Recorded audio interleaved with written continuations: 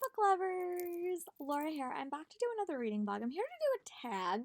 I don't do tags that much on my channel, but this one was floating around and I decided to do it. So it's the anti-TBR tag. Most of the times you see people do TBR tags, books that they want to read. This is sort of the opposite. This is books that I really have no interest in reading. So we will get into it. I'm sure there will be some tea. I'm sure I'll have some controversial opinions. Again, the opinions are my own. And if you love these books or you really think I should consider reading them, comment below and we will have a discussion in the comments. But this is just my personal thoughts and I hope you guys like the video. First question is a popular book that you have no interest in reading. And this one is one that I'm like sort of on the fence about. I've heard some really mixed things about it. I've heard a lot of positive things about it, but some of the things that people consider positive, I would really struggle with in a book. And that is Of Blood and Ash by Jennifer L. Armentrout. Here is a picture. Sorry, I think the title is From Blood and Ash. Sorry. But it's a paranormal romance and it's a very, very popular romance series.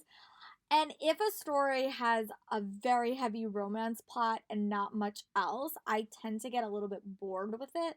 So I've heard some people say that the first book is really, really good, but as the series goes on, it gets a little bit not as plot driven and it's very, very character based. And it doesn't sound like a story that I would really enjoy. I sometimes struggle with paranormal romances because sometimes the male in those books is too much domineering and I really don't like relationships like that. I really struggle with them. I blame 50 Shades of Grey. I blame Twilight honestly because those books I never read 50 Shades, but I read Twilight and I really struggled with that relationship both on Edward's side and also on Jacob's side because I thought that they were too domineering for my liking. So any book that kind of veers in that direction kind of makes me nervous. So I do have a copy of it because I got it for like $1 from Amazon or something. Like when way when it first came out, there was like a promotion, so I bought it. And then I started hearing mixed things as people read the second book, and I don't know if I will give it the time, but I do have a copy. So this is one that I'm sort of on the fence about. If you have any thoughts, tell me below why you think I should read it or why you think I shouldn't read it, because this is one I'm sort of on the fence about. The next question is a classic. Let me just see what it is. I think it's like a classic author that you don't have any interest in reading. This one is actually pretty easy for me. It's Orson Scott Card, and here's a photo of a bunch of different books by him.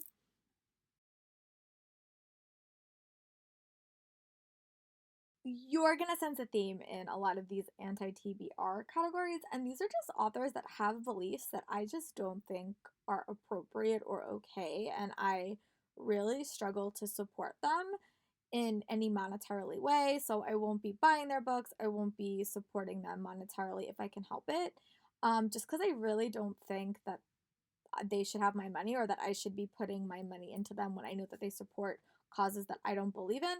With Orson Scott Card has some really just not okay beliefs about homosexuality and the LGBTQ community, and I've heard other things that just really like make me have a really, really bad taste in my mouth, and I would just rather support some science fiction authors that are a little bit more modern but also have beliefs or that I feel like would represent those groups effectively in their stories. And I like to read books that represent our world and not this world that doesn't really exist anymore. And I just think it's really important to me that I support authors that we have a similar beliefs. We don't have to agree about everything, but I feel like there are some things in my reading life that I have changed in 2020, especially.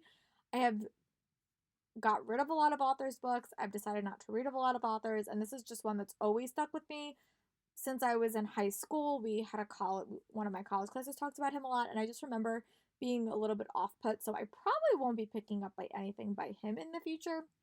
Sorry. The next question could probably have a bunch of answers, but the question is name a problematic author whose books you have no interest in reading. And there is quite a few people that could probably fit for this, but I think their names are going to go further down my list. But the one that does stand out for me is Jamie McGuire. And here's a photo.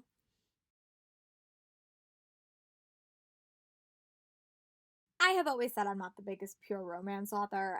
I have to read like a book in a very, very specific situation. It's not my biggest genre, but I have got into this genre a little bit more in 2019 and 2020.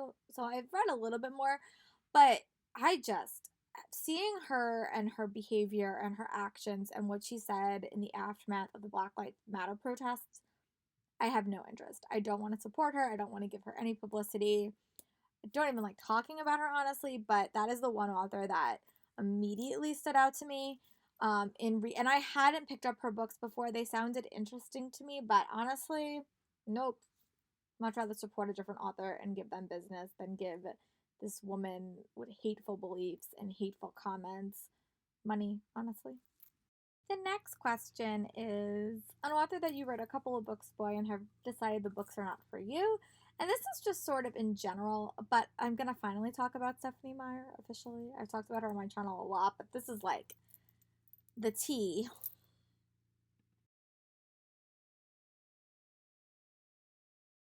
The first, I read up to Breaking Dawn in this series, and I read those when I was in high school and early college. I think I read the last book like my freshman year in college. I think they came out maybe like within a year of Harry Potter, so maybe a little bit later in college.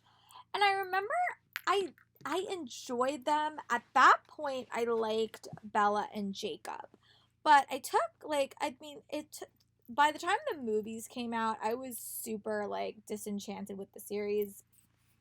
I don't like her writing style, and I think she writes vessel characters to an extreme, and they don't really have any personality. That's just an opinion of mine. That's not like a fresh take or anything. But I also really struggled with the relationship with between Bella and Edward, and I just thought it was extremely unhealthy. And then just sort of like I read The Host by her as well, but like I know that she supports things like she supports like anti-LGBTQ communities and stuff like that, and I just don't want to put my money supporting an author who I know supports causes that are just not that I don't want my money going to support those causes, even like indirectly. So, and she's not, I don't think, for me, I don't think she's a very, very good writer. I think, her world building didn't really wow me, her characters didn't wow me. And again, so that's just sort of why I ultimately decided not to support her. I definitely won't be checking out Midnight Sun. I have like no interest to check out Midnight Sun, like at all. And I definitely won't check out any of her future projects just for the beliefs and how she uses her money in defense of donations. And she can give money to whoever she wants. I just don't want my money supporting those organizations. The next question is a genre that you just don't read. And this is hard because my reading habits have changed a little bit in the past couple of years, especially since the pandemic has begun. I've motivated myself to read like more diversely. I've motivated myself to read a little bit more nonfiction. So I've really motivated myself to kind of expand my reading life a little bit. But I still struggle with pure romance, like romance that has no other plot point and is just romance. I sometimes struggle with. I tend to like that's mostly adult romances. Adult romances have to have like a fun story if it's set in like a library or if it's set in like a baking element or there's some type of element to kind of capture me. The one thing that I really don't like in reading is I don't like anything about BDSM and stuff like that. I really struggle with books like that, especially when those relationships come across to me as super unhealthy. Like 50 Shades of Grey, I will refuse to read for a lot of reasons, but stories that kind of promote that lifestyle and the lifestyle to me appears a little bit like sketchy, I struggle with. I also struggle a little bit with really aggressive heroes in contemporary adult novels, also young adult, but I see it a lot more in adult, and I just struggle a little bit with it. Like, it just makes me creeped out, honestly. And I won't say I avoid reading everything. I will give every author and every book a shot, but those are the genres that I just tend to like don't read, and it's mostly adult romances, but there are some that I've read. I mean, I read cutesy romances is more my thing. When I go for hard-hitting romances, I tend to go for YA because I feel like that's more my ball game. But yeah, those are the genres that I don't like say I hate them, but I'm just less likely to pick them up without that cutesy twist, I guess, and it's a little bit more like I guess dark. I guess I don't like dark romances for adult, like for like adults, if that makes sense. Question is a book that you bought recently or got from a library recently and you just don't know if you're going to read. I actually have two. I put one on my blog and I'll talk about two here, but the first one is Layoverland by, I'll put the picture here. Like right during the pandemic, like right before the pandemic, and I just remember I bought it. I got it from the library. It was basically sort of like a Good Place for the YA set, and I had just finished watching The Good Place, and I don't think I was emotionally ready to dive into like a YA version of it. And I read a couple of pages, I put it down, I returned it, and I never wound up getting it out again.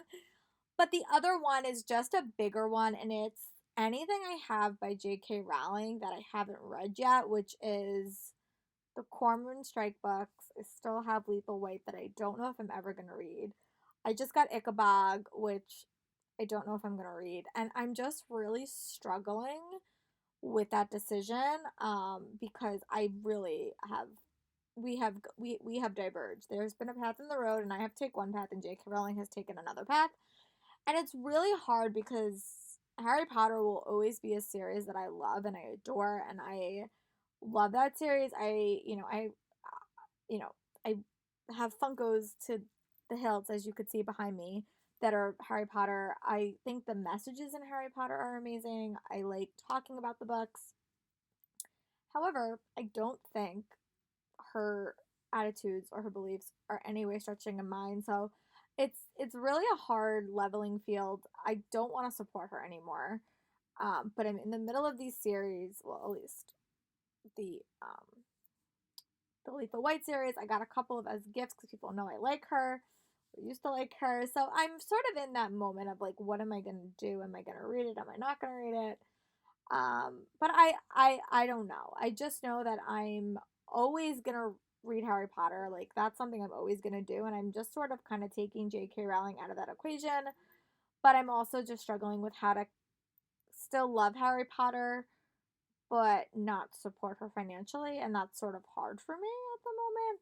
Like I still have never been to the theme park and I still want to go to the theme park and I just sort of have to take her out of it and just go for my and read for what I want to read and sort of take her out of the equation because it's hard. It's hard when an author that you have spent your whole life admiring decides to have such abhorrent beliefs and just disgusting beliefs really. So it's been a hard road and I have a podcast I listen to and we're all sort of on the same exact page, but it's just hard to kind of decide like what am I going to do with this author that I love for so many years? Am I going to keep reading her books or am I not? And I'm still in the middle of that process.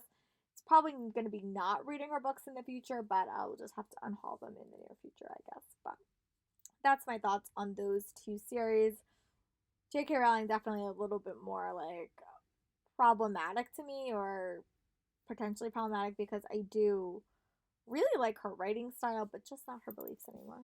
The next question is a book series that you started or DNF that you have no interest in completing. This one has been, I think I talked about this like in my first year on BookTube or definitely like a while ago, but the Glittering Court series by Rochelle Mead, I still have some concerns and worries because that book series just not even worries. It just bored me. Here's a photo.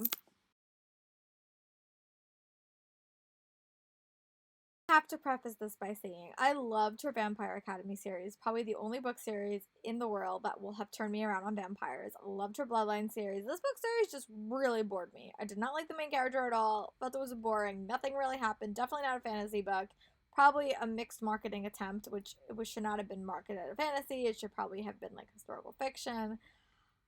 Just did not wow me, was not captivated, was bored through the whole thing, have no desire to pick up the other two books at all. And then she didn't write anything for so long, so I'm hoping that she comes back with something a little bit new and maybe more vampire because I like that stuff. Those were such fast paced stories. This book definitely missed the mark, and I really had no desire to pick it up. And I also have no desire to finish the Red Queen series. I read the first book, adored it. Second book, I didn't love as much. But yeah, that's like those are two series that I just don't feel like completing. Or I read book one and I just didn't like it, and I decided to DNF the series. Doesn't happen a lot. What more happens is I just forget to pick up the books, which is happening a lot with my sequels, but that's my thought on that question. In this tag is, what is a new release that you have no desire to pick up? I can probably give you like 4 answers for this, but I'm gonna stick it to 2. One is Midnight Sun. I have no desire to pick that book up, like, at all. I've watched reading vlogs where people have spoiled the whole book for me, and honestly, I just don't care enough about Edward to see the book series from his point of view at all. If she had done a Jacob one, maybe I would have been more interested. But no. And also, but the one that I've talked about a little bit more is the Ballad of Songbird and Snakes by Suzanne Collins, who wrote The Hunger Games. That's like the prequel series following the villain. I will say this before. I struggle a lot with books that like the villain gets a backstory because I don't want to feel any sympathy for those characters. That is the purpose of the book. I realize that, but I just don't like feeling sympathy for them. So, and I've heard it's like written a little bit weirdly. I don't think Hunger Games was my favorite book series of all time, so it will have to take like a new, fresh story for me to pick that up, but or maybe just a character that I like more, but I just haven't heard the best of things, and that's sort of where I fell out on that one. But let me know some of your hot takes in the comments, and I'll talk to you guys for my next video.